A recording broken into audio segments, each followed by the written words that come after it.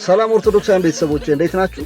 እንግዲህ ዛሬ ሰንበት ነው። በዚህ የሰንበት ዕለት ዘና ፈታ እያላችሁ ቁም ነገር የምታገኙበትን የሚገርም ቪዲዮ ልጋብዛችሁ ነው። ወደ ቪዲዮ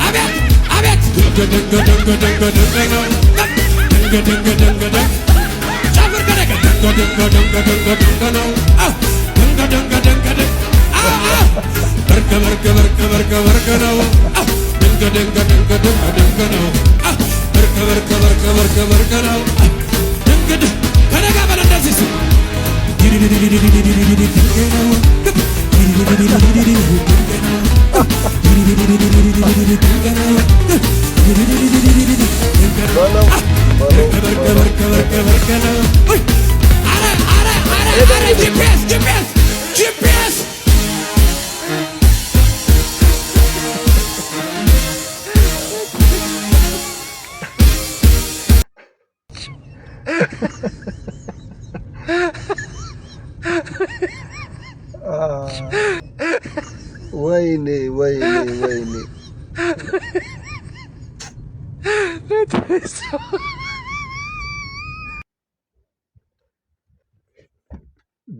ድንቅ ነው አለ።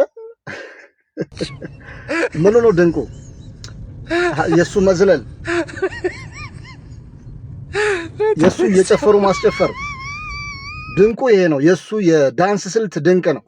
አስተውላችሁ ከሆነ የጫማውን ሶል ሁሉ እንኩላሱ እያለ በዚህ መልኩ በኢየሱስ ክርስቶስ ስም ሽፋን በዚህ ያክል ደረጃ በዚህ ህዝብ ላይ ባያስተውሉ ማን አዚም አደረገባቸው እንደተባለው በገላትያ አዚም የተደረገበት ይሄ በጣም የሚያሳዝን ህዝብ አብሮ ይጨፍራል።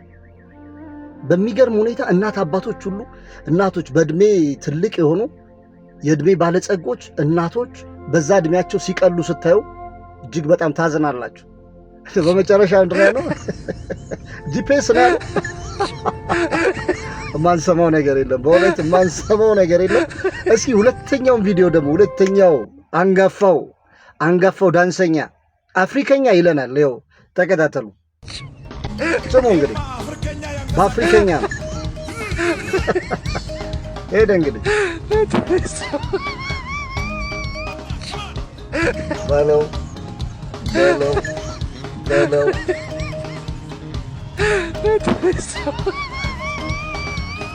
ምንድን ነው የሚባለው?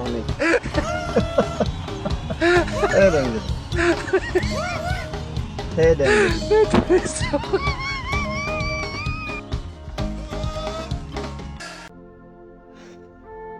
በጣም ያሳዝናል።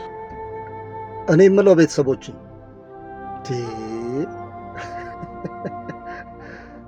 ግን ይህ ህዝብ በእውነት ጤነኛ ህዝብ ነው? በእውነት ትክክለኛ አእምሮ ያለው ህዝብ ነው? በግልጽ እንዲህ በክርስቶስ ስም እያላገጡ እየደነሱ እየዘፈኑ ዓለማዊ የጭፈራና የዘፈን ናፍቆታቸውን በመዝሙርና በመንፈሳዊ ሽፋን እየተወጡ እያዩ በዚህን ያክል ደረጃ አምነው ከነሱ ጋር መዝለል የጤና ነው ትላላችሁ ቤተሰቦች? በእውነት እነዚህ ህዝቦች ሊጸለይላቸው ይገባል። ወደ ማስተዋል ከህልማቸው እንዲነቁ፣ ከድንዛዜያቸው እንዲነቁ፣ ከቆሙበት የተሳሳተ መንገድ እንዲነቁ። በእውነት በእነዚህ ሰዎች ከባድ ነው። አይቶ አለመሳቅ ከባድ ቢሆንም እውነታው ግን ያስለቅሳል። እንግዲህ እነዚህን ነው ነቢያት፣ የእግዚአብሔር ሰዎች፣ አንተ የእግዚአብሔር ሰው ነቢይ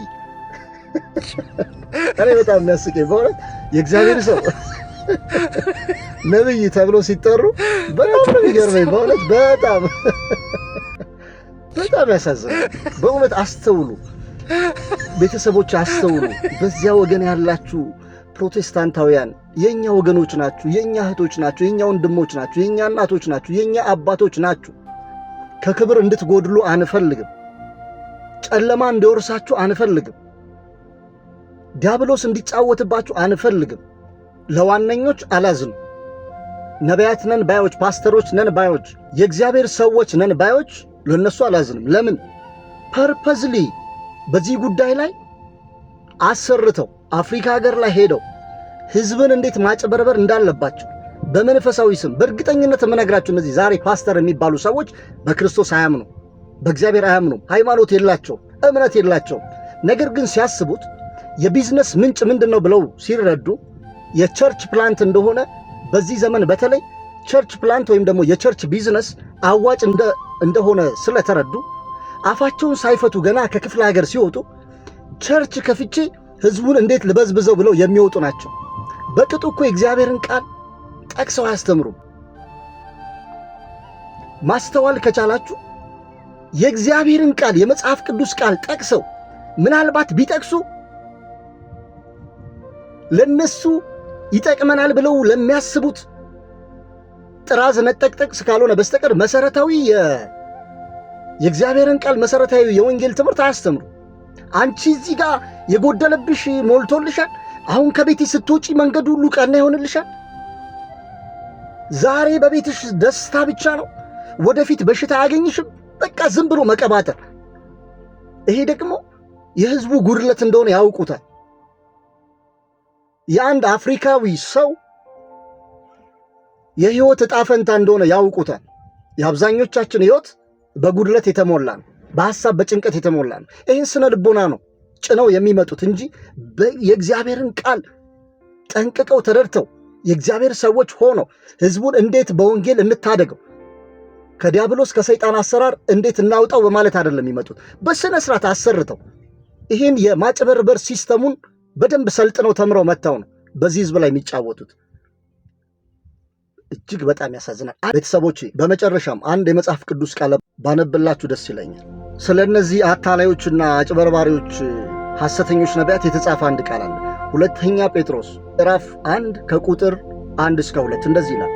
ነገር ግን ሐሰተኛዎች ነቢያት ደግሞ በሕዝቡ መካከል ነበሩ፣ እንዲሁም በመካከላችሁ ደግሞ ሐሰተኛዎች አስተማሪዎች ይሆናሉ። እነርሱም የዋጃቸውን ጌታ እንኳ ክደው የሚፈጥን ጥፋት በራሳቸው ላይ እየሳቡ የሚያጠፋ ኑፋቄን አሹልከው ያገባሉ። ብዙዎች በመዳራታቸው ይከተሏቸዋል፣ በእነርሱም ጠንቅ የእውነት መንገድ ይሰደባል። በቃ ግልጽ የሆነ ቃል እኮ ነው። ሐሰተኞች ነቢያት ብዙዎች የሚከተሏቸው በመዳራታቸው ነው። አያችሁ፣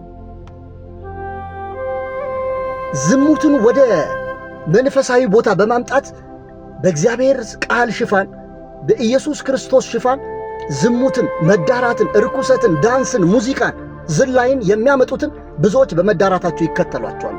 ከዚህ በላይ ምን ያልተጻፈ ነገር አለ? ቤተሰብ ከዚህ በላይ ምን ግልጽ የሆነ ነገር አለ? እግዚአብሔር ማስተዋልን ያድላቸው። እኛንም ኦርቶዶክሳውያን ቤተሰቦች በቤቱ ያጽናን። ይቆየ